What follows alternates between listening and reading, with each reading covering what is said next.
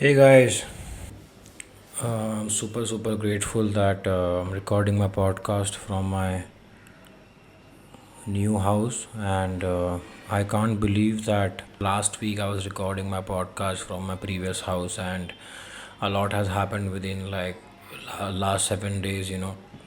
Moving houses is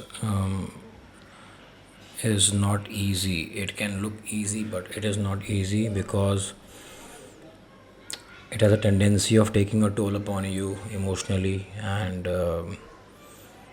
In my case, I felt super overwhelmed and emotional, uh, and I thought it was just a physical task, and that's why it looked quite easy to me. And doing physical things is the easiest, but it's the emotional and the psychological toll it takes upon you, and especially that this is the first time I have moved my house, and it's just me and my mother, and it has been supremely overwhelming, and I could not stop thinking about the fact that my father was the one who had done everything for our previous house, and leaving that house and walking out of it for the last time was very humbling and very overwhelming. It's almost like saying goodbye to another thing that I had, which came from my father. I can't explain it. It's almost like saying goodbye to an experience which was somehow connected to my father's journey and me, and it was in a physical form like house. I don't know if I'm able to make sense out of it, but yeah. So that's why it was very overwhelming, and I thought it will take a day or two, but it took like 3 4 days, and today is the first day where I'm feeling a little bit at home, and I'm supremely grateful that life is opening up for me, and it's creating space for me, giving me opportunities to expand myself and to test myself out and to build my convictions. It's always a supreme blessing to get an opportunity to look after your parents. In my case, I it's my mother. My father is not around because that's why it's just my mother now, and my mom says this often that if my father was around, he would be feeling supremely proud of me, the kind of guy I have become. I thought I'm doing fine, and then last, like yesterday, I finally had a meltdown. I broke down in front of my mother, started crying, and I started crying. It was like an outburst of all the emotions that I was going through, and I thought I was managing just fine. But if I be very honest with you, I had started, kind of getting by, last 2 days, that just surviving emotionally. And then I had a meltdown, an outburst, and I broke down, and I shared with my mother that how much I miss my father. And sometimes when I'm cycling around, I observe myself from a third man's perspective, and I sometimes wonder that I can't believe that I'm able to live without my father, and this keeps dawning upon me. It's like a small heartbreak, and no, I right now I feel that no matter how much I talk about it, no matter what I say, it won't ever be enough. And the only reason I don't talk about my father much is because I know that it nobody can get it. And uh, imagine I imagine I feel that I don't talk about him much, and yet I end up talking so much about him. Imagine how much I would want to talk about him if I could. Like even when I'm really like avoiding to talk about him, still I'm talking the most about him. I could just keep talking about it. I would feel one life won't be enough to contain everything that goes in the heart of a son, and moving a house feels like why is it emotional, and why does it take toll upon you? In my experience, I would say that I'm really very particular about my things. I'm a simple guy. I like five six things in my environment, in my room, and I don't even like to move them much. Imagine now you're shifting an entire place, coming into an entire area. Now the source of light is coming from different direction. The walls look different, and the floor is different. Uh, the things that really mean to me, they were kept here and there, and I love to lift weights and train, and I could not train for a day and a half or something.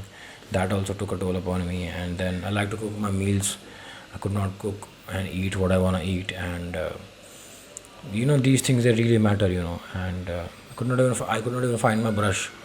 So they seem pretty small to somebody, but in my case they are everything to me. So slowly I'm just kind of letting go and stepping into a new this new experience, and I'm settling in.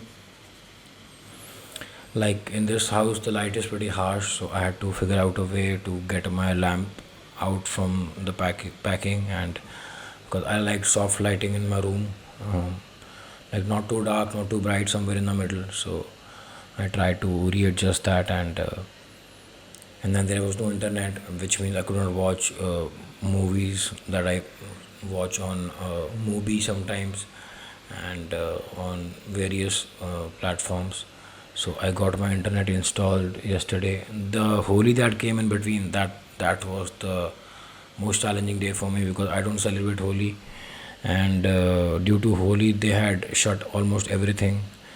I could not go to the gym, and all the workers who were supposed to help us, for drilling the whatever the nail in the wall to hang things and everything, and the TV ka setup and all, and the internet guy, they all were on off. So that day was very challenging for me. So yeah, finally I'm super grateful that this is my first podcast in this new house, and I'm super grateful. And I received some work opportunities in the middle of moving houses, and I definitely could not capitalize on them. But they were kind enough. They were like they'll wait for me to get back to them, and that's what I'm looking forward to now. Like I'll start operating smoothly from this room, from my house. It feels like a accomplishment, sitting over here in my new room and recording my new podcast. I'm late only by a day. It's today Sunday. Yesterday was Saturday, so that's kind of commendable. I shouldn't be boasting or appreciating myself way too much. Anyway, so I literally can see that I'm in a transition phase. I'm transitioning from some sort of a major shift is happening in my life, and it's very overwhelming, when you have always seen yourself as someone's child, as a youngest one. There are always people above you, and then suddenly you realize that you're the man of the house, and to step into that reality is very overwhelming. And at the same time I feel that not many people get that chance, and that opportunity to be the man of the house, or to truly become the man, in every sense, not just in the house, in dealing with everything, in being responsible. I don't hang out late with anybody. Forget late. I don't hang out only with anybody as such, because I'm driven by something that I can't really pinpoint at. What is that?